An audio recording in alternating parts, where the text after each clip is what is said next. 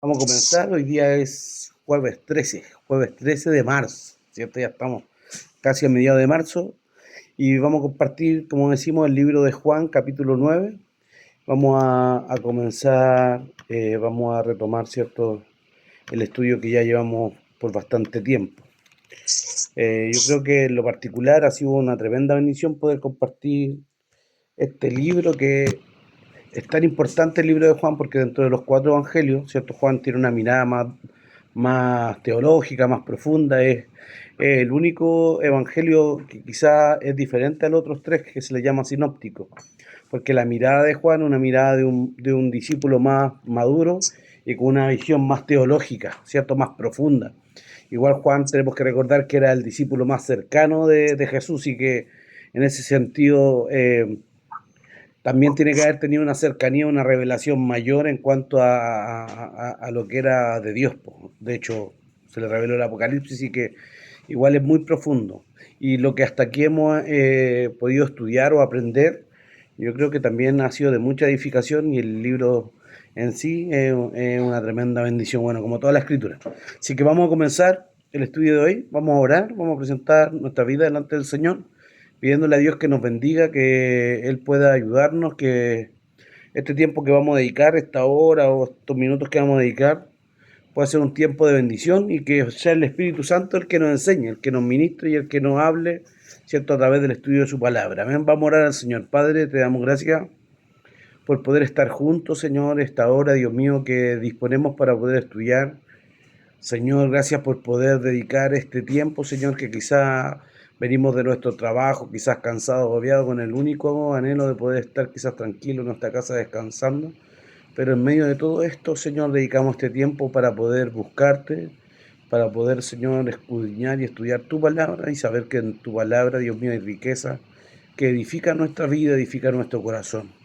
Queremos disponernos, Señor, para que tu Espíritu Santo nos enseñe y nos redarguya, Dios mío, y nos enseñe todas las cosas, Señor. Que tu Espíritu Santo pueda fluir por este medio, Señor, y que todo lo que compartamos pueda ser dirigido por ti. Ponemos todo nuestro conocimiento bajo la planta de tus pies, Señor, y te rendimos tributo a ti, reconociendo que de ti proviene, Señor, de la gloria todo lo que recibimos. Señor, bendícenos este tiempo, bendice a cada uno de mis hermanos que pueda conectarse, Señor, y que a través de este estudio también puedan recibir una bendición para ellos, para sus familias. Te lo pido todo en el nombre de Jesús. Amén. Amén. Amén. Bueno, vamos a comenzar leyendo el capítulo 9 del libro de Juan. Vamos a leer del versículo 1, vamos a tratar de leer bueno, vamos a llegar hasta donde podamos y vamos a hacerlo como siempre lo hacemos, ¿cierto? Vamos a ver si que alguno de los que estamos conectados puede leer de dos versículos y después vamos analizando de manera detallada versículo a versículo. Así que así comenzamos. No sé qué puede compartir o empezar, ¿cierto? El versículo 1 hasta el 2, luego del 3 al 4 y luego del 5 al 6. Ya, yo como. Dice así: al pasar Jesús vio a un hombre ciego de nacimiento y le preguntaron sus discípulos, diciendo: Rabí, ¿quién pecó, este o sus padres, para que haya nacido ciego?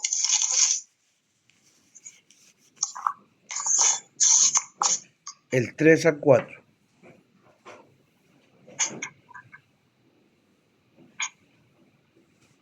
Dice, respondió Jesús, no es que pecó este ni sus padres, sino para que las obras de Dios se manifiesten en él. Me es necesario hacer las obras del que me envió, entre tanto que el día dura, la noche viene cuando nadie puede trabajar. Entre tanto que estoy en el mundo, luz soy del mundo.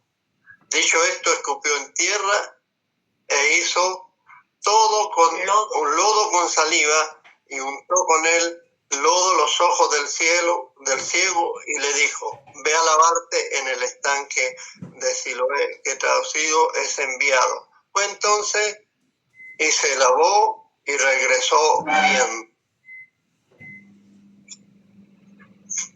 Del 8 al 9 dice, entonces los vecinos y los que antes le habían visto que era ciego, decían, ¿no es este el que se sentaba y mendigaba? Unos decían, es él, y otros decían, a él se parece. Él decía, yo soy. ¿En qué seguir? Sí, llegamos hasta el 12. Dije, ¿cómo te fueron abiertos los ojos? Respondió él y dijo, aquel hombre que se llama Jesús hizo todo. Me untó los ojos y me dijo, ve al Siloé y lávate, y me lavé y recibí la vista. ¿Sigo? Sí. Entonces le dijeron, ¿dónde está él? Él dijo, no sé. Llevaron ante los fariseos al que había sido ciego, y era día de reposo cuando Jesús había hecho el lodo y le había abierto los ojos. Hasta ahí nomás, hermana Aniset. Vamos a tratar de llegar hasta el versículo 12 y si no, hasta donde quedemos.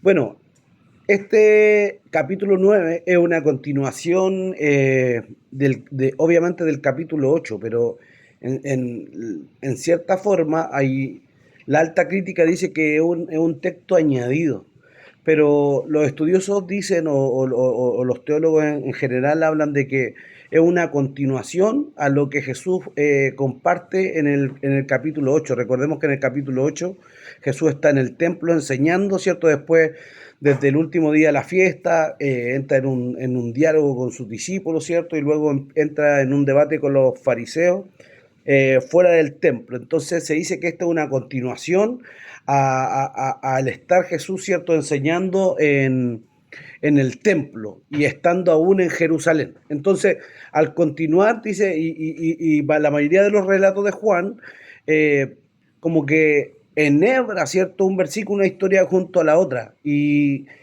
conecta, ¿cierto?, a través de ciertos datos que son como históricos, conecta ciertos capítulos, conecta los capítulos y conecta una historia con la otra. Entonces aquí habla al pasar Jesús saliendo de Jerusalén, no saliendo del templo, aún estando en Jerusalén, dice que él ve a un hombre ciego de nacimiento.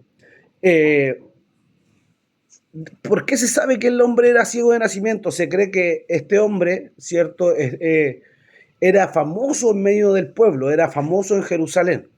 ¿Y por qué se cree que era famoso en medio de Jerusalén? Porque el hombre, lo más probable es que pidiera limosna. En ese tiempo se acostumbraba que a las personas que tenían alguna discapacidad o algún problema de visión, paralítico y alguna enfermedad que le impedía poder desarrollar algún trabajo puntual, sus familias iban y los llevaban cerca del templo o a las puertas del templo para que ellos pidieran limosna. Entonces, lo más probable es que este hombre, ¿cierto?, haya sido reconocido por todos. ¿Y qué es lo que dice? Que el hombre era ciego de nacimiento. Entonces, cuando Jesús pasa con sus discípulos,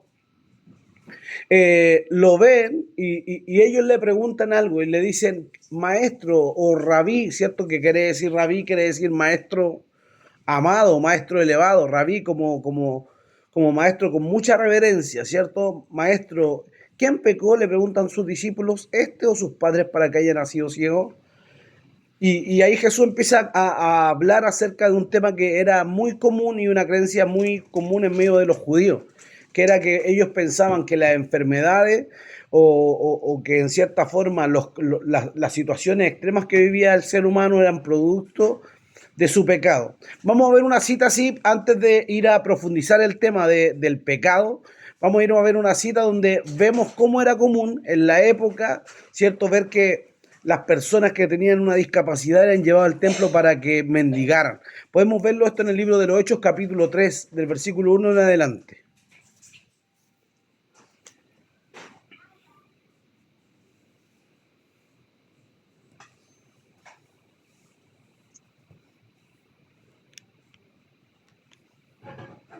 ¿Del 1 hasta el cuál?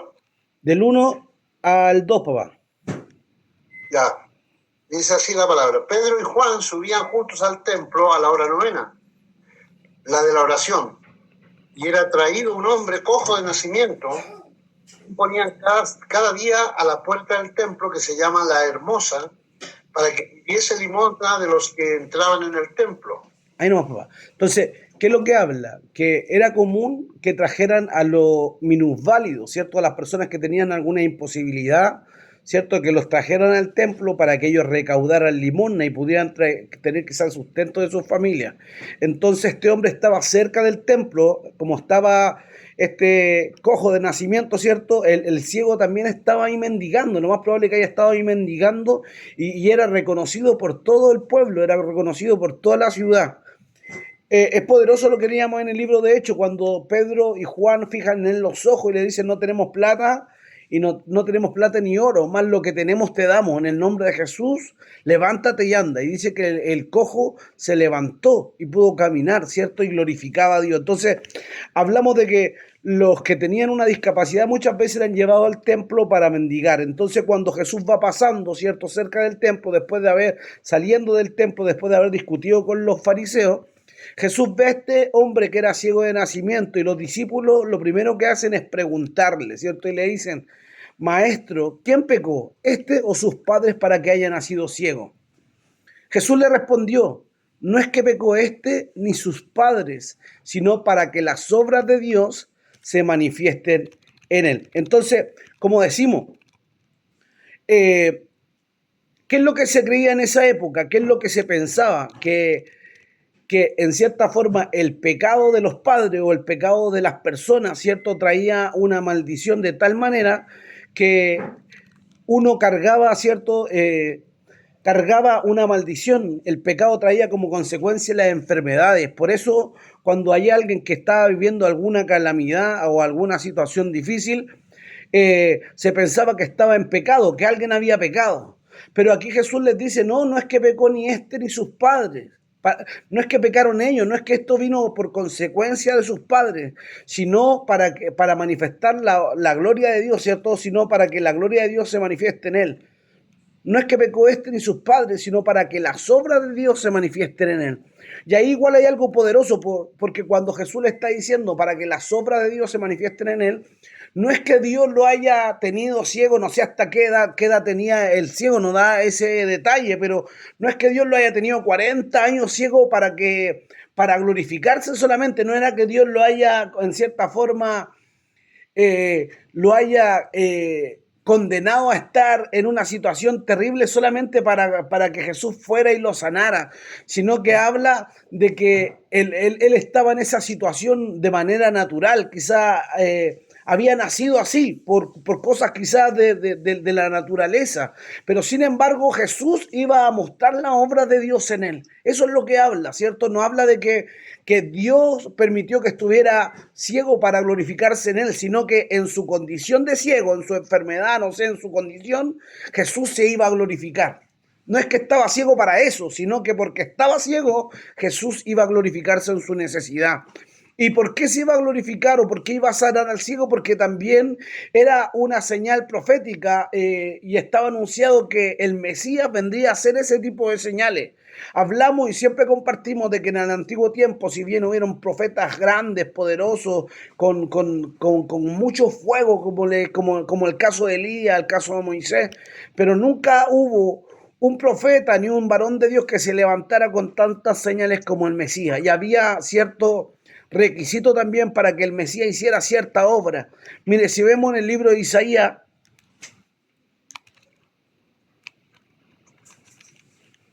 capítulo 35, versículos 5 y 6.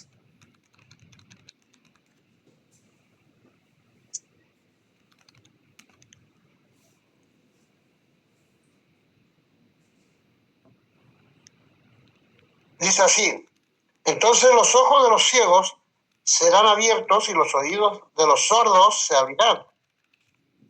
Entonces el cojo saltará como un ciervo y cantará la lengua del mudo, porque aguas serán cavadas en el desierto y torrentes en la soledad. Habla de esas señales vendrían cuando viniera el Mesías, cuando viniera el Cristo, cuando viniera el ungido. ¿Qué es lo que sucedería? Habrían señales, manifestaciones de Dios, la gloria de Dios, la obra de Dios. ¿Cuál sería? Que los ciegos, los ojos de los ciegos serían abiertos, los oídos oirían. Entonces el cojo saltaría como un ciervo y cantaría la lengua del mudo. Estas señales eran necesarias que el Mesías las hiciera. Y cuando ellos están cuestionando, Rabí, maestro, ¿quién pecó, este o sus padres? Jesús le dice, no, no es que pecaron, ni él ni sus padres, pero la obra de Dios la vamos a manifestar en este hombre que tiene necesidad. No quiere decir, como digo, y eso debemos tenerlo claro, no es que el hombre nació ciego para que Jesús lo sanara ahí, sino que por cuanto él estaba en esa condición, Jesús iba a mostrar las obras de Dios al sanarlo, al mostrarle la misericordia. Cuando analizamos y vemos que la pregunta de los discípulos es como decimos, es como lo que ellos pensaban, ¿cierto? Y lo vamos a ver más adelante en la historia de Job. ¿Qué es lo que pensaban ellos? Que el pecado del padre venía como consecuencia de la enfermedad del hijo. ¿Quién pecó esto? Sus padres. En el libro de Romanos capítulo 5, versículo 12, vemos que el pecado, si bien se transmitió desde el principio, y por el pecado entró la enfermedad, la muerte y la maldición, no en todos los casos era causa de esto la enfermedad en el ser humano. Romanos 5, versículo 12.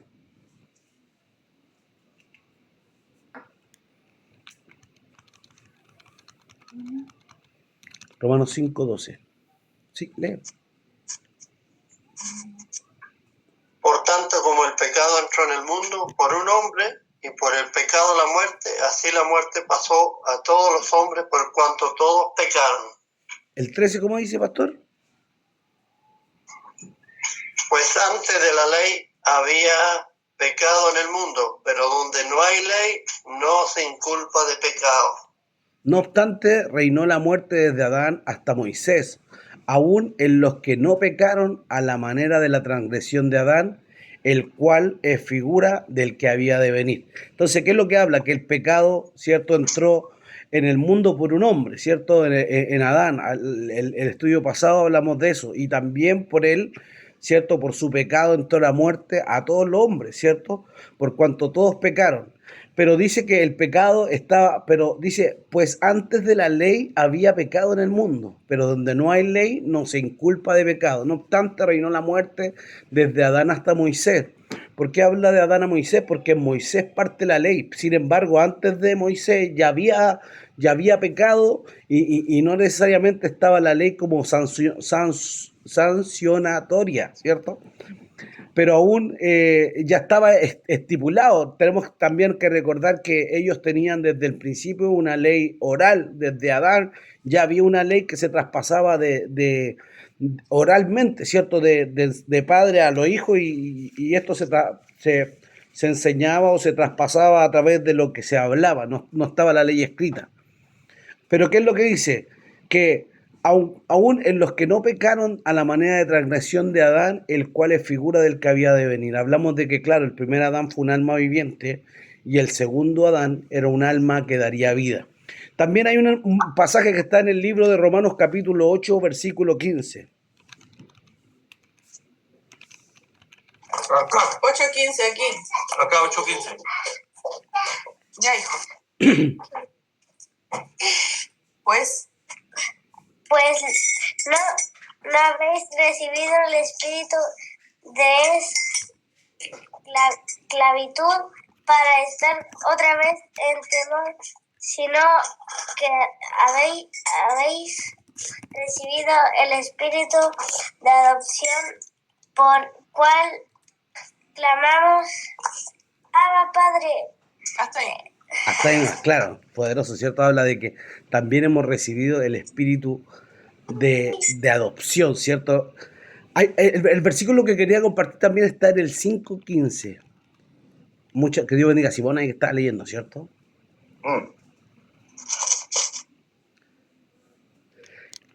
Era el 5:15 igual.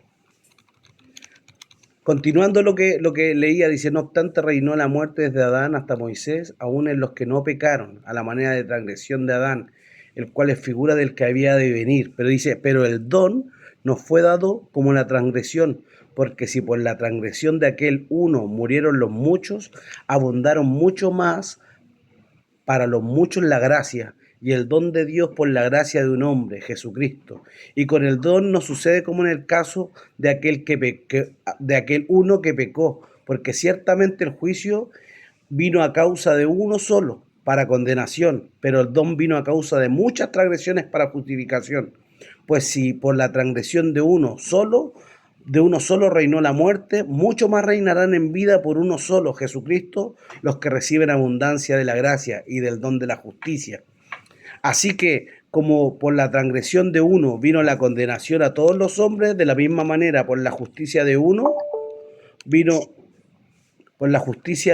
vino a todos los hombres la justificación de vida, porque así como por la desobediencia de un hombre los muchos fueron constituidos pecadores, así también por la obediencia de uno los muchos serán constituidos justos. Pero la ley se introdujo para que el pecado abundase, mas cuando el pecado abundó, sobreabundó la gracia, para que así como el pecado reinó para muerte, así también la gracia reine por justicia para vida eterna mediante Jesucristo nuestro Señor. Poderoso, porque habla de que si bien por un hombre entró el pecado, por un hombre entró la maldición, por un hombre entró la enfermedad, por un hombre entró la muerte, ¿cierto? Y esto fue por un hombre que cometió un pecado, ¿cuánto más por un hombre que perdonó, ¿cierto?, los muchos pecados, reinará la vida en nosotros, ¿cierto? A través de Jesucristo nosotros podemos ser herederos, podemos ser libres y podemos ver cómo Dios rompe toda maldición y a través de su gracia, ¿cierto?, Él nos justifica como hijos de Dios. Romanos 8:20 era el versículo que queríamos que leyéramos de 8. O sea, de Romanos 8 era Romanos 8:20.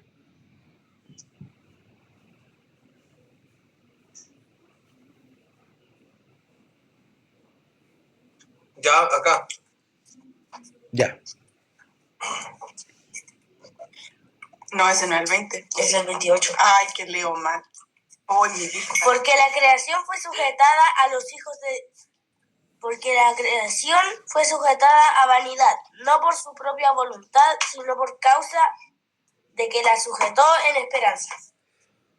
Sigue leyéndole el 21. El 21, el 21. Porque también la creación misma será liberada de la esclavitud de corrupción a la libertad gloriosa de los hijos de Dios. Porque sabemos que toda la creación gime a una, y a una está con los dolores de parto hasta ahora. Y no solo ella, sino que también nosotros mismos, que tenemos las primicias del Espíritu. Nosotros también gemimos dentro de nosotros mismos, esperando la adopción, la redención de nuestro cuerpo. Todo esto habla de que, de que la transgresión o la maldición se traspasa a través de los padres, ¿cierto? O del primer hombre, en este caso Adán.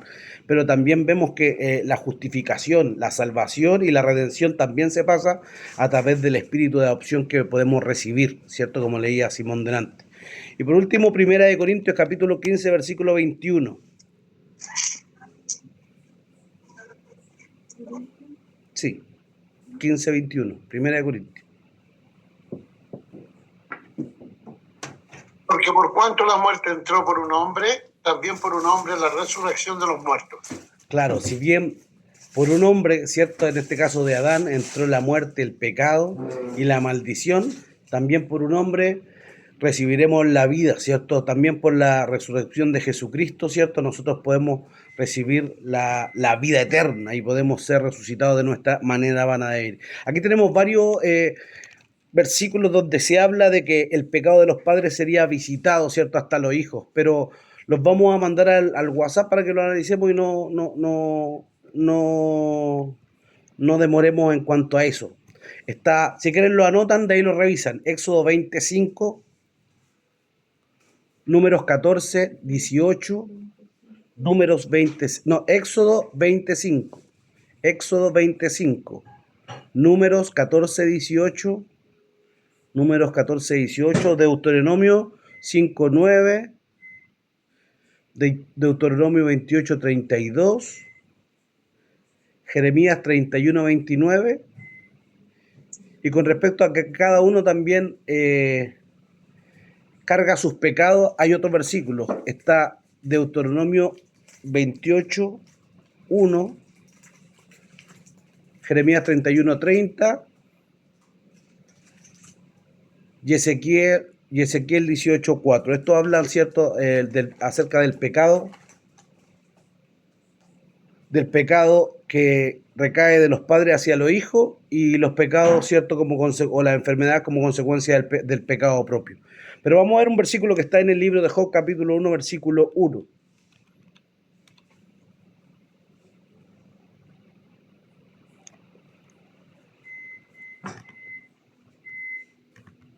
¿Cuánto?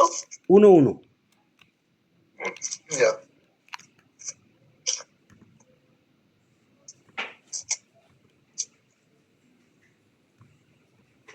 Hubo en tierra de Uz un varón llamado Job, y era este hombre perfecto y recto, temeroso de Dios y apartado del mal. Claro. ¿Qué es lo que dice? Aquí para resumir un poco la historia. Porque ¿qué es lo que ellos pensaban o qué es lo que los discípulos dicen cuando ven al ciego, ¿cierto? O ven a este hombre ahí, ¿cierto? Mendigando. Dicen, ¿quién pecó? Sus padres están atribuyéndole a la enfermedad o a la discapacidad una condición de pecado o a la calamidad del hombre, ¿cierto? El hecho de que él hubiera pecado. Y era una costumbre, era lo que ellos asociaban, lo vemos desde el principio. Job, ¿cierto? Dice que él era un varón perfecto en todos sus caminos, un hombre recto, temeroso y apartado del mal. Sin embargo, cuando después en la historia vienen los hijos de Dios, ¿cierto? Y se presenta en medio también Satanás y empiezan y Dios le pregunta que de dónde viene. Él le dice de rodear la tierra, pero no he encontrado ningún justo en ella. Y entonces Dios mismo habla acerca de Job. ¿Cierto? Sabemos la historia, pero ¿qué es lo que dice? Que Job también fue tocado por la adversidad. Job también tuvo que experimentar el quebranto, tuvo que experimentar la prueba, tuvo que pasar por la dificultad. Es decir, que no solamente, y también sus amigos cuando vienen a verlo en su condición, también le atribuyen pecado. Le dicen, confiesa tu pecado, háblanos, decláranos tu maldad, reconócete, arrepiéntete, y empiezan porque ellos tenían también en su mente arraigada que por la condición o por lo que él estaba viviendo era por consecuencia de su pecado, y por eso lo culpaban de eso. Sin embargo, lo que estaba viendo Job era una prueba. Entonces, muchas veces también hay situaciones que podemos vivir, que quizás pruebas, dificultades o cosas que enfrentamos a diario, que no necesariamente son consecuencia de nuestro pecado, sino que a veces también son pruebas que Dios permite que vivamos para promovernos a un nivel mayor. Entonces, cuando ellos empiezan a hablar y cuestionar, quizás también el hombre había pasado una prueba, o quizás el hombre también había pasado un tiempo de aflicción, pero en medio de todo ese tiempo Dios también se podía glorificar, y también en medio de ese tiempo quiere ver una actitud de fe, como se mantuvo creyendo Job en medio de todo y no maldijo el nombre de Dios. Y en el libro de Hebreos capítulo 11, cuando habla de los héroes de la fe, tampoco no nos vamos a leer, sino que anótelo ahí cuando usted tenga tiempo, lo revisa, porque también habla que los héroes de la fe pasaron quebranto. Dice que ellos vivieron errantes, ¿cierto? Vivieron tiempos de aflicción, pasaron mucha necesidad, ¿cierto? Vivieron en el desierto, pasaron necesidad, y siendo que fueron los héroes de la fe. Entonces, no siempre se puede atribuir una condición de dificultad o un proceso de enfermedad, de prueba o de aflicción como un castigo por el pecado, sino que también Dios tiene propósito en medio de esos tiempos, procesar a sus hijos, probar nuestra fe, hacernos crecer, glorificarse en medio de nuestra dificultad. No siempre es consecuencia de nuestro pecado. Incluso dice que el Mesías mismo tuvo que ser quebrantado. Eso lo vemos en el libro de Isaías capítulo 53, versículo 11.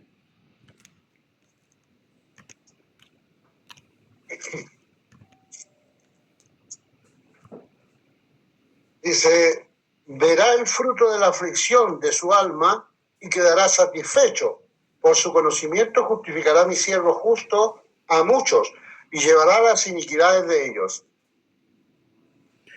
Dice que Dios quiso quebrantarlo, ¿cierto? Sujetándole a padecimiento, ¿cierto? Dios mismo permitió su quebranto, el quebranto del Mesías, ¿cierto? A través de su padecimiento, a través de la última hora de la pasión del Mesías, ¿cierto? Vemos que también Dios permitió el quebranto, no porque él haya pecado, como decían muchos, este es maldito porque está viviendo esto, sino que Dios también permitió en su Hijo que a través de la obediencia, ¿cierto? En el tiempo de la prueba, pudiera ser también exaltado, pudiera ser elevado, ¿cierto? Pudiera ser cierto, exaltado hasta lo sumo, porque se mantuvo íntegro en medio de la aflicción, ¿cierto? Pero ¿qué es lo que habla esto? De que Dios mismo permitió el quebranto, el dolor, la aflicción en el Mesías mismo, ¿cierto? Siendo su hijo. Cuanto más en nosotros que somos simples mortales. Hay un comentario que escribe un doctor que se llama La Cueva, que es un teólogo, dice, escribió así. Dice, era muy poco caritativa, ¿cierto? Era muy poco caritativa, pues daban por supuesto que tal desdicha era necesariamente la consecuencia de alguna perversidad poco común. Como los amigos de Job daban a entender que en esta calamidad había por medio algún gran pecado, pero no se debe pensar que los que más sufren vayan a ser por ello los más grandes pecadores, sino que el dolor es consecuencia de la primera caída de la humanidad, pero sirve también para conducir a las almas a Cristo, para disciplinar a los creyentes carnales y para purificar a los buenos cristianos. Entonces, el dolor tiene muchas veces esas tres funciones, ¿cierto? Sirve para que las almas se vuelvan a Cristo, para disciplinar muchas veces a los creyentes y para purificar a los que tienen una actitud de fe. Es tremendo igual esto. Nosotros siempre tenemos esa inclinación, ¿cierto?, a condenar al otro, al que está pasando cierta necesidad. Somos expertos en eso, en que quizá, nosotros darle una salida, no, seguro que este hermano está viviendo esto porque pecó, o quizá el hermano le está pasando esto porque cometió este error. Pero en realidad muchas veces Dios permite esas situaciones para en medio de todo eso poder glorificarse. Poderoso. Sigamos leyendo. Libro de Juan, capítulo 9.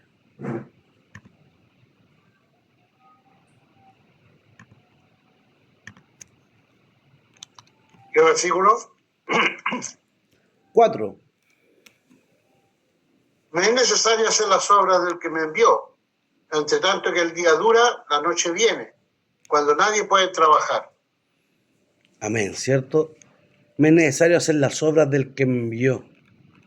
Entre tanto que el día dura, la noche viene, cuando nadie puede trabajar.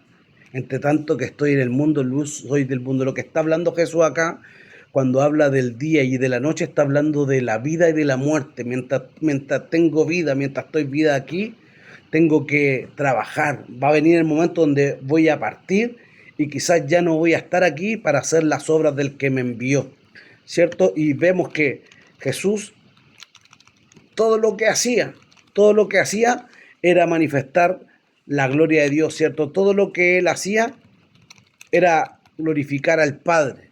Y habla de que igual en su manifestación él puede mostrar, ¿cierto?, la luz, ¿cierto? Entre tanto que estoy aquí, luz soy del mundo. Dice que cuando habla, dice, es necesario hacer las obras encomendadas de cómo Jesús continuamente trabajaba en lo del Padre. Eso lo vemos en el libro de Juan, capítulo 5, versículo 17. Juan 5, 17.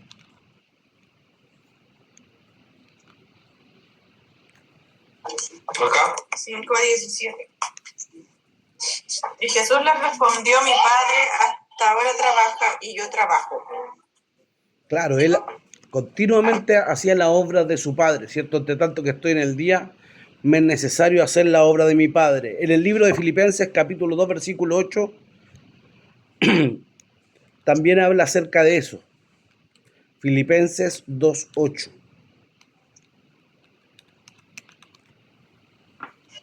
Y estando en la condición de hombre, se humilló a sí mismo, haciéndose obediente hasta la muerte y muerte de cruz.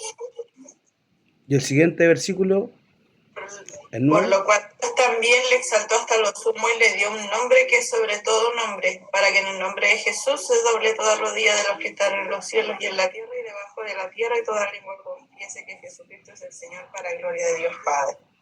Claro, tremendo. Entonces habla de que él estaba haciendo las obras del que le envió, ¿cierto? Me es necesario hacer las obras del que me envió. Y por cuanto él fue obediente en todo, ¿cierto? En hacer, en obedecer, en cumplir la palabra, Dios también le exaltó. Y pudo decir, como dice ahí en el libro de Juan, capítulo 17, versículo 4. Juan 17, 4.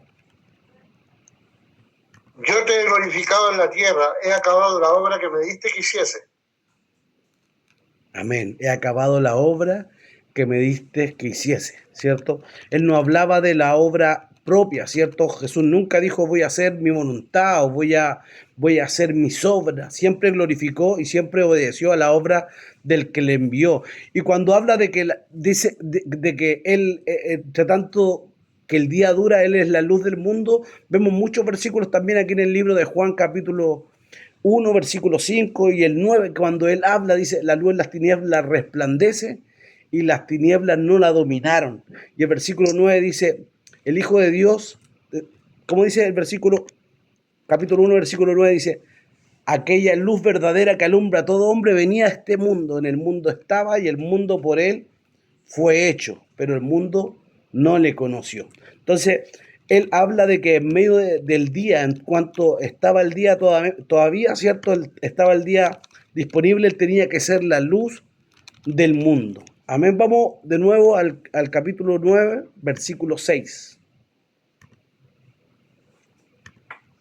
Capítulo 6, o sea, versículo 6, perdón. Sí. Dice esto, escupió en tierra e hizo lodos con la saliva y untó con el lodo los ojos del ciego. Versículo 7, Felipe, igual. Y le dijo, ve a lavarte en el estanque de Siloé, que traducido es enviado. Fue entonces y se lavó y regresó viendo. Poderoso lo que sucede aquí porque dice que cuando empieza el pasaje, dice que este día era día de reposo, ¿cierto? Era día de reposo cuando estaba Jesús pasando por ahí y ve al ciego. Todo esto en día de reposo, quiere decir que era en Shabbat, ¿cierto? Pero ¿qué es lo que dice? Que voluntariamente Jesús se acerca donde estaba el ciego y dice que escupe en tierra, ¿cierto? Y con su saliva, ¿cierto? Hizo un lodo. Y dice que con el lodo untó en los ojos, ¿cierto? Del ciego. Muchos dicen que por qué hizo barro, dicen que en cierta forma le atribuyen a la creación del hombre, al concretar o al terminar una obra que en el ciego no estaba terminada, como que mencionan o hacen referencia a la creación del hombre en cuanto al barro, ¿cierto? En cuanto al que fue creado de la tierra, del barro. Entonces dicen que por eso Jesús pudo haber hecho lodo para terminar la obra creada, la obra que estaba incompleta en este ciego. Pero lo tremendo es que cuando Jesús, ¿cierto?, unta en sus ojos, ¿cierto?, lo manda a lavarse al estanque que es Siloé. Nosotros en el capítulo 8 estudiamos acerca de este estanque. Dice que este estanque Siloé estaba frente al templo, era donde el sacerdote iba a buscar agua para echar sobre el altar. Y ese estanque Siloé en hebreo es Shiloh y que habla del enviado, ¿cierto? A lo que hace alusión. ¿Por qué dice que el enviado? No porque él haya enviado, ¿cierto?, a lavarse al ciego, sino que el estanque llevaba en cierta forma el título del Mesías. El enviado era el Mesías, el ungido, ese era el enviado. Lo que habla de ese estanque era, se le atribuye el nombre del Mesías, el hombre del enviado, el Shiloh, ¿cierto? El que iba a ser enviado por Dios. Entonces Jesús viene, le unta el lodo y nos manda a lavarse a este estanque, ¿cierto? Que lleva su nombre en cierta forma o su cargo del enviado. Y el hombre va y se lava. ¿Y qué es lo que dice? Que regresa viendo. Es tremendo porque lo que hace en cierta forma Jesús al untarle, ¿cierto?, el lodo en sus ojos es violar el Shabbat, es violar el día de reposo. Dice que los hombres no podían lavarse, primero que nada la cara, no podían lavarse el día de reposo, no podían frotarse los ojos, no podía hacer lodo, ¿cierto? Todo eso era violar el día de reposo. Sin embargo, Jesús viene y hace una obra sobrenatural y lo manda a lavarse en este estanque, ¿cierto? Y dice que cuando el hombre obedece, el hombre regresa viendo. Es tremendo. No era que en el estanque del Siloé hubiera un agua sobrenatural, no era que quizá el barro tuviera una condición especial, sino que en la obediencia del hombre él demuestra su fe. En la obediencia del hombre él demuestra que cree a lo que Jesús le dice, y esto trae como un resultado, ¿cierto?, que el hombre pudiera abrir sus ojos. Es tremendo igual eso. Y es como lo que pasa con Naamán, ¿cierto? Con Naamán, cuando va al profeta Eliseo, ¿cierto? Y le pide que le sane. ¿Se acuerdan de eso? Está en el libro de Romano de Reyes, Segunda de Reyes, capítulo 5, versículo 10.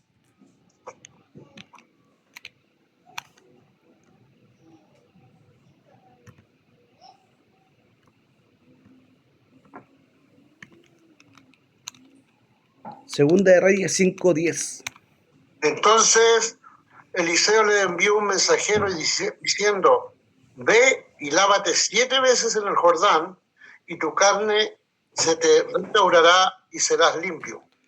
Entonces, ¿qué es lo que sucede? Él que esperaba que el rey le mandara al profeta, que el profeta saliera y lo ungiera. Dice que Naamán era un general del ejército sirio, por lo tanto era un hombre de autoridad. Pero ¿qué es lo que dice? Que el profeta envía a su criado y el criado le da una instrucción. Anda y lávate 7 veces en el Jordán y serás limpio. El hombre dijo, ¿acaso allá en Samaria no hay ríos mejores que esto? Y el profeta me está mandando a lavarme el Jordán. Dice que el hombre se enfureció, en su orgullo tomó su carro y se iba. Pero su criada, que era hebrea, le dice, mi señor, ¿acaso si el profeta no le hubiera pedido algo más difícil no lo hubiera hecho? Y dice que el hombre recapacita, va al Jordán y se sumerge. Se sumergió 1, 2, 3, 4 veces y seguía estando leproso hasta la 6ª vez y su carne seguía igual. Pero dice que cuando se sumerge la 7ª vez, dice que cuando se levantó su piel era limpia como la de un niño. Entonces habla de la obediencia, del obedecer a la palabra, del obedecer al mandato, de a veces dejar todo lo que quizá tenemos ahí como privaciones, como imposibilidades o como cosas que quizás humanamente no nos parecen, pero cuando en medio de todo eso obedecemos a Dios, Dios se glorifica. Y es tremendo lo que pasa con el ciego, porque cuando Jesús lo manda a lavarse, el hombre no iba, fue a tientas, no tenía quien lo guiaba. Lo más probable es que quizás alguien lo condujera, el hombre fue a tientas, pero cuando él se sumerge en las aguas del Silo, en las aguas del enviado, dice que cuando él se lava ahí, regresa caminando, regresa viendo lo que nunca había ocurrido en su vida, lo que nunca había pasado. Él regresó caminando. Y es tremendo porque el hombre solamente por obedecer, solamente por hacerle caso a Jesús, ¿cierto? Un hombre que quizá él no conocía, se lava en el estanque y puede regresar.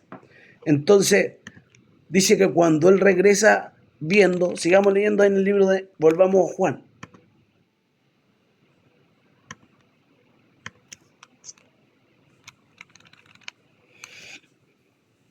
Versículo 8.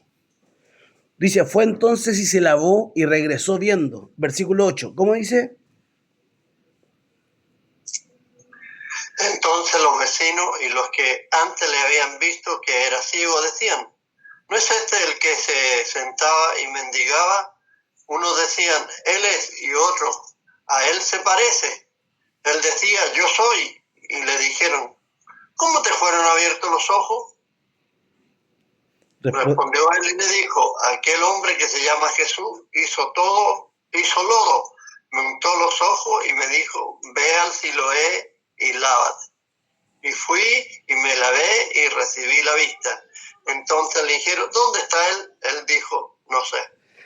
Él dijo, no sé, si él nunca había visto a Jesús, solamente le escuchó sus palabras. El hombre era ciego, nunca vio a Jesús, nunca vio cómo era. Lo único que él escuchó, cierto, que Jesús le hablara, pero cuando Jesús le da la palabra, él recibe la palabra con fe y obedece a lo que Jesús le dice. Él va y se lava, y cuando regresa viendo, todos quedaron maravillados, porque ellos se decían uno a otro, ¿no es este el que se sentaba y mendigaba? Unos decían, es él. Otros decían, se parece, pero ¿qué es lo que dice él? Yo era el que estaba ciego y ahora estoy viendo. Y le preguntan, ¿cierto? Él dice, aquel hombre que se llamaba Jesús, lo único que él sabía, no vio su rostro, no vio su cuerpo, no vio sus manos, no le pidió que lo sanara, no le rogó que hiciera un milagro en él. Jesús mismo se acercó a hacer un milagro, a untar sus manos, ¿cierto? O con lodo sobre su ojo, ¿cierto? Porque tuvo de él compasión, tuvo misericordia, pero él lo único que sabía era que se llamaba Jesús. Y lo envió y él obedeció. Es tremendo porque, como decimos, en la obediencia de este hombre, Jesús operó un milagro. Si el hombre hubiera dudado y quizá hubiera recriminado, ¿por qué me untaste el lodo en los ojos? ¿Por qué me ensuciaste la cara? No sé. el hombre se hubiera quedado con su ceguera, ¿sí? Hubiera seguido mendigando toda la vida. Sin embargo, por creer a lo que Jesús le dijo y por obedecer a su palabra, el hombre pudo experimentar un milagro. Se lavó, se sumergió, se limpió en el Siloé, en el enviado. Esto igual a algo profundo, algo profético. Lo que habla es del Mesías, de sumergirnos, ¿cierto?, en su agua, de lavarnos, ¿cierto?, en las aguas del Mesías, sumergirnos en él. Por más que seamos ciegos, por más que quizá haya muchas cosas que nos impidan poder ver, proyectarnos, si obedecemos a su palabra y nos lavamos, ¿cierto?, en su palabra, podemos ser iluminados, podemos ser sanados. Jesús estaba hablando de que era luz y fue luz para este hombre que hasta ahí lo único que había recibido era tiniebla, lo único que él había visto hasta ahí era oscuridad. Sin embargo, por obedecer y atender a la voz de Jesús, sin importar violar el Shabbat, pudo recibir un milagro. ¿Cómo fue que se te abrieron los ojos? ¿Cómo fue? No sé, dijo, lo único que sé es que el hombre que se llama Jesús me mandó y yo le obedecí. Es como que el paralítico, ¿se acuerdan que hablamos del paralítico que estaba en el estanque de Betesda? Dice que Jesús le dio una orden, levántate, toma tu lecho y anda. Y dice que él obedeció, se levantó de su parálisis, tomó su camilla y empezó a caminar. Pero era Shabbat, era día de reposo. Y cuando lo pillaron los religiosos, los fariseos le dijeron que por qué estaba cargando su camilla. Si era día de reposo, no podía cargarla.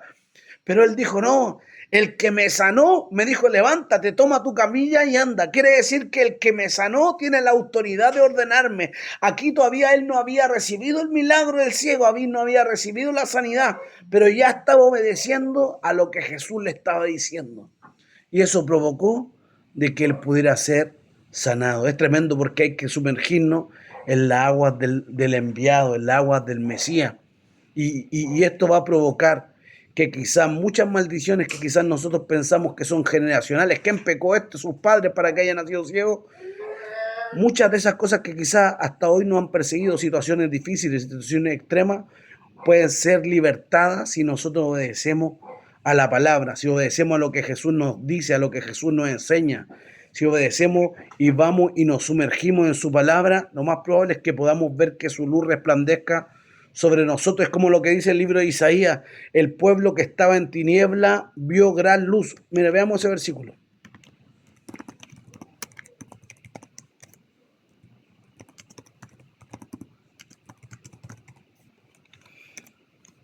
Isaías 9:2. El pueblo que andaba en tinieblas vio gran luz. Los que moraban en tierra de sombra de muerte, luz resplandeció sobre ellos. Entonces habla de eso, los que moraban, ¿cierto? Dice, y el versículo 1 dice, mas no habrá siempre oscuridad para la que está ahora en angustia, tal como la aflicción que le vino en el tiempo que livianamente tocaron la primera vez a la tierra de Zabulón y a la tierra de Neftalí, pues al fin llenará de gloria el camino del mar, del otro lado del Jordán, en Galilea de los gentiles. El pueblo que estaba en tiniebla vio gran luz, los que moraban en valle de sombra de muerte, luz resplandeció sobre ellos. Entonces, cuando obedecemos a la palabra, cuando obedecemos a la orden del Señor, por más que a veces vivamos situaciones que quizás parecieran que están como oscuras, que oscurecen todas las cosas que quizás vivimos y nos cuestionamos, porque aún siendo cristianos a veces vivimos situaciones de oscuridad. Si nosotros obedecemos en medio de esos procesos, podremos ver cómo el Señor ilumina y nos da la victoria en cualquiera de nuestros procesos. Lo único que tenemos que hacer es sumergirnos en el agua de su palabra. La agua representa en eso, ¿cierto? Su palabra, el Espíritu, un tiempo nuevo. Para que provenga ese tiempo del Señor, tenemos que caminar en obediencia. No importa lo que se nos oponga, no importa quizás lo que nos impida poder ver algo más allá de Dios. Dios tiene algo más allá de nosotros. Lo único que necesitamos es disponernos, obedecer y en medio de toda situación creer que Dios nos llamó para glorificarse. ¿Quién pecó esto? Sus padres para que haya nacido ciego. No es que pecó ni sino para que las obras de Dios se manifiesten en él. Las obras de Dios tienen que manifestarse en nosotros. Para eso tenemos que obedecer. Este es el estudio de hoy.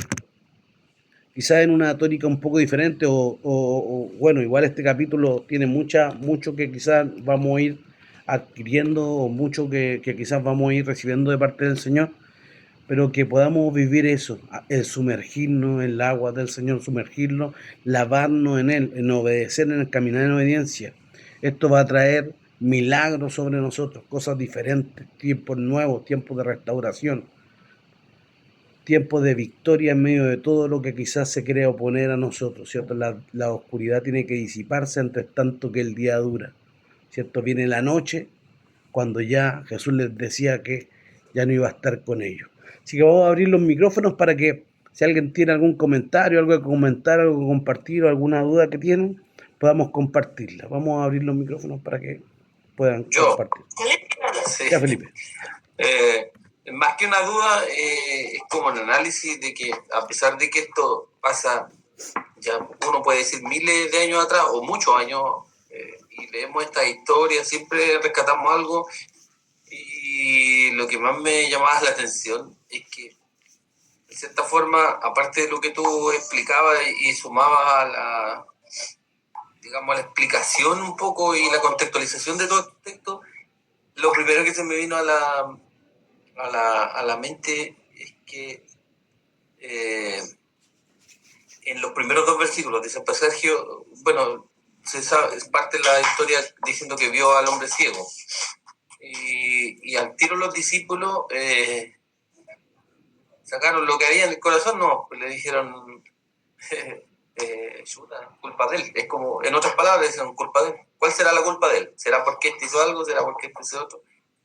Y en realidad, en cierta forma, veo que el milagro, en realidad, en cierta manera, tenía todo. Hoy día yo explicaba unos conceptos a los alumnos y desde los conceptos salían otras cosas y enganchaba otra cosa y tenía que dar una vuelta larga para explicar el concepto tan sencillo que tenía que explicar sobre la electricidad. Y acá me acordaba de eso y veía, claro, a lo mejor el milagro podría haber sido cortito, el hecho corta, pero en cierta forma capaz que el milagro era como un agregado, pero los que tenían que aprender a lo mejor eran los discípulos, porque los primeros que pecaron aquí y que no se contuvieron y no fueron llamados a misericordia fueron los discípulos. Porque ¿qué juicio tiene que hacer una persona que anda al lado del Señor y que ve todo como que fuera algo correcto? Y lo primero que hacen sin contener la lengua, le mandan nomás.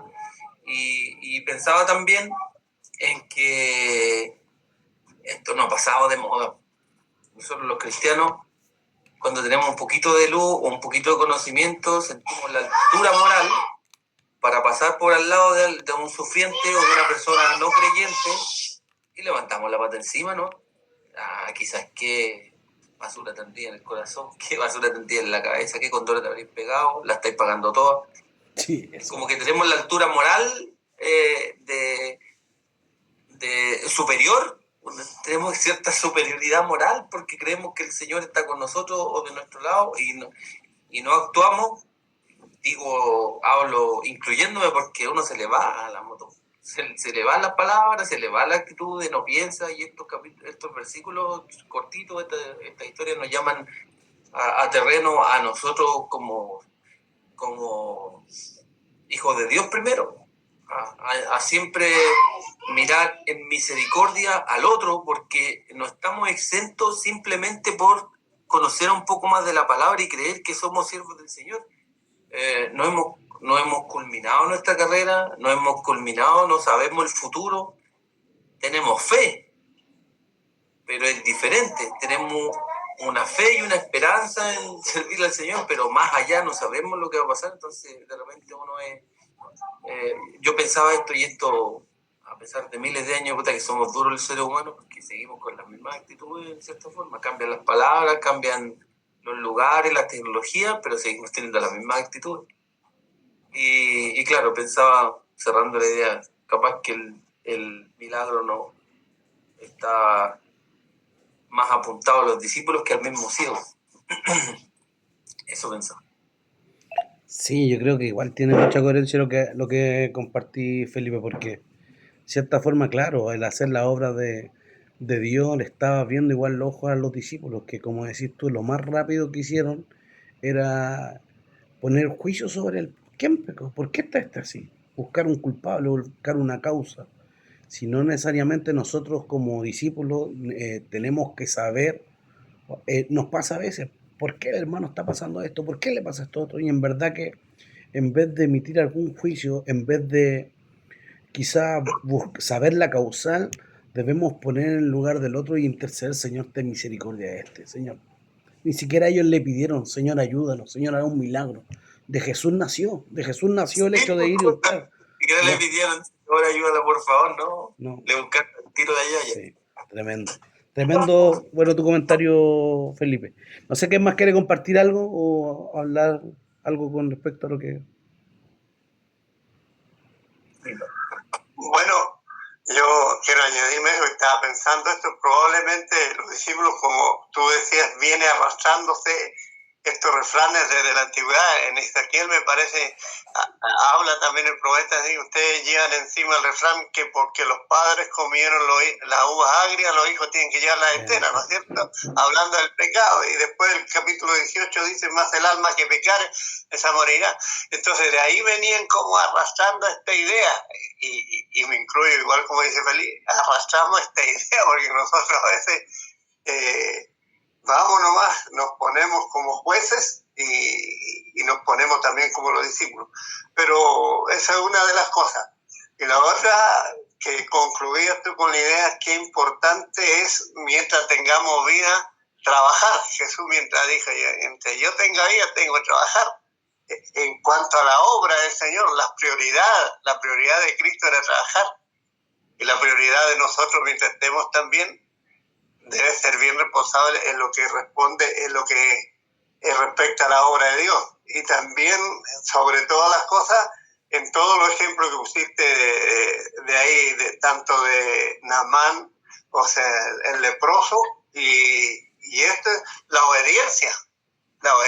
Entonces, también tengo en qué libro es, parece que Isaías habla, más que sacrificio, más que holocausto, más que fiestas que celebrar a los judíos, ¿qué se complace a Dios? Que se le obedezca. Le dijo a Saúl se complace Dios de todas estas cosas o que se le obedezca. La obediencia da lugar precisamente al milagro. Entonces, qué fácil sería si nosotros fuéramos obedientes en todas las áreas. Entonces creo que nos deja una tremenda lección el ciego de nacimiento. Sí. A causa del ciego vino toda esta reflexión. Sí. Así que Dios bendiga entonces este estudio. Tremendo, porque el versículo que usted igual comparte en el libro de Jeremías le habla eso al pueblo, le dice: añadid vuestro holocausto y vuestros sacrificios y comed las carnes, porque yo nada les mandé acerca de holocausto o sacrificio cuando los saqué de Egipto.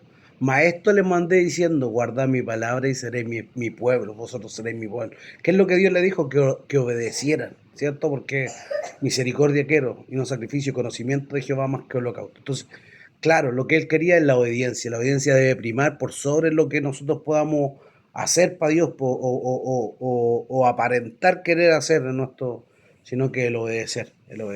Tremendo pastor. Papá, ¿algo que compartir? ¿Algo que compartir? ¿Algo que le haya quedado ahí dando vuelta? No, esto me recordó hace años atrás. El pastor me dijo, le comenté yo que tenía artrosis en la columna, que venían hecho una resonancia magnética, y me hizo reír el pastor porque me dijo: ¿qué hiciste en la vida que te pasó esto? Y yo la verdad que me maté de la risa. Le dije: ¿por qué? ¿Acaso tuve que haber cometido un pecado muy grave para merecer esta enfermedad? Si cualquiera, si usted... Yo le dije: ¿usted qué hizo? Porque a él lo operaron de un ojo, diabético, y dijo, decía él que si les, como decía la palabra, que si un ojo que le era estorbo, el otro también se lo podía sacar, porque es que mejor que se callara. Tremendo. Pero claro, igual habla de eso, de que es fácil a veces llegar y culpar al otro o condenar por por la situación que quizás el otro está viviendo. Tremendo. No sé si hay alguien más que quiere compartir algo. Sí, yo quería contar una situación que viví esta semana y me hacía mucho sentido el ciego de nacimiento con respecto a esto que me tocó hablar, porque tenemos unos vecinos que están pasaron una situación muy complicada un día al mediodía, de poco tiempo, y nos afectó harto el saber lo que ellos estaban pasando con uno de sus hijos. Entonces, a raíz de esto, he podido entregarle la palabra del Señor a ella como mamá. Y me decía el otro día que quizás a el niño le pasó esto porque él no fue presentado. Oh, verdad. Entonces yo le dije, no pienses eso, no es así, le dije yo, por nada del mundo es así. Y le expliqué cuál es el motivo por el cual nosotros presentamos a los hijos, que era porque hay un compromiso entre nosotros al Señor, con el Señor, de poder criarlos en la palabra del Señor. Eso es, no es que ellos adquieran una protección especial, nada por el estilo. Entonces, cuando dice aquí que ¿quién pecó, este o sus padres? Porque para que él haya quedado ciego. En este sentido, nosotros igual reflexiono que nosotros debemos tener un cuidado para muchas veces explicar la palabra del Señor, hablar la palabra del Señor y sacarle la venda a estos hermanos nuevos con respecto a estas cosas, por ejemplo, que son tan llevaderas para nosotros, tan simples para nosotros porque las tenemos arraigadas de tantos años, pero para gente nueva que está comenzando en el Evangelio, que nosotros podamos explicarle y abrirle los ojos, porque ellos son ciegos de nacimiento, con respecto a la palabra del Señor. Es bueno, es hermoso hacerlo, y es parte de lo que el Señor nos ha llamado a hacer también.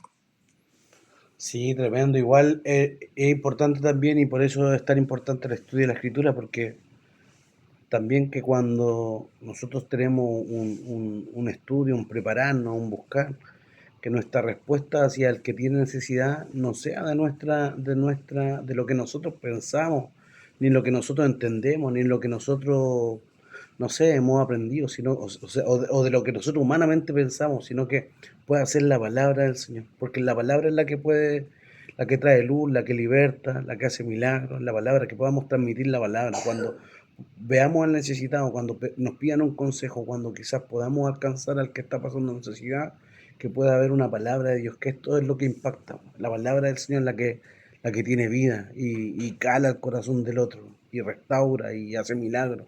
Hoy, después de tanto tiempo, la palabra es la que tiene poder. Así que poderoso igual, hermanita Alicia, que Dios la use y que Dios nos use a todos nosotros con su palabra. No sé si hay alguien más que quiera compartir algo.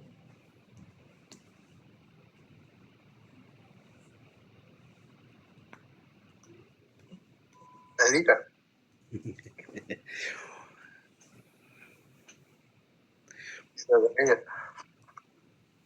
Bueno, vamos a pedir la bendición. Si no hay nada más, vamos a pedir la bendición. Vamos a pedirle al Señor que nos bendiga igual, que nos ayude a poder no ser como los discípulos, sino que ser como Él. Jesús dijo, o sea, el apóstol Pablo decía, sed imitadores de mí como yo de Cristo, que nosotros podamos reflejar la imagen del Señor, de que cuando veamos al caído lo paremos. Es como lo que habla en el libro de Isaías cuando habla el verdadero ayuno.